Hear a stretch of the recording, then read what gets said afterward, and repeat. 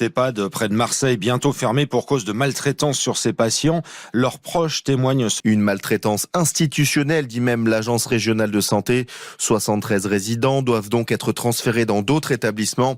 Le maire a pu s'entretenir avec des familles de résidents et clairement le manque de moyens se fait cruellement sentir. Oui, absolument. En fait, ça fait quelque temps que les catastrophes se multiplient. Un suicide d'un pensionnaire, un autre résident qui s'échappe de l'EHPAD puis meurt dans la colline, des soins qui manquent. Marine a vu son grand-père malade se recroqueviller ici. Pendant ses 3 dernières semaines de vie, il n'a pas reçu ses doses de morphine durant la nuit. Il a littéralement agonisé. Premier prétexte, c'était qu'on ne pouvait pas coller les patchs de morphine la nuit parce qu'il n'y avait qu'une seule infirmière et qu'il fallait être 2 pour pouvoir coller un patch de morphine. Et ça, c'était révoltant pour nous.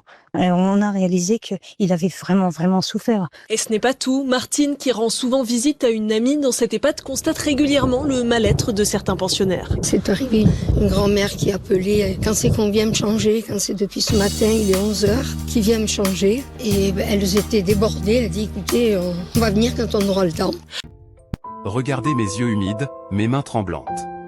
Parlez-moi, écoutez-moi, regardez-moi. Sans vous je sais pas comment vivre en cette dernière demeure. Aimez-moi comme on s'est aimé. N'oubliez pas, je suis si fragile, sans vous c'est difficile de vivre ces derniers instants.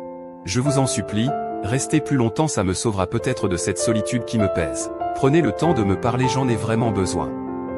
N'oublions pas que la bienveillance envers nos aînés est un principe essentiel pour assurer leur bien-être et leur qualité de vie. Il est important de leur offrir un soutien émotionnel, social et physique pour qu'ils puissent vieillir dans la dignité.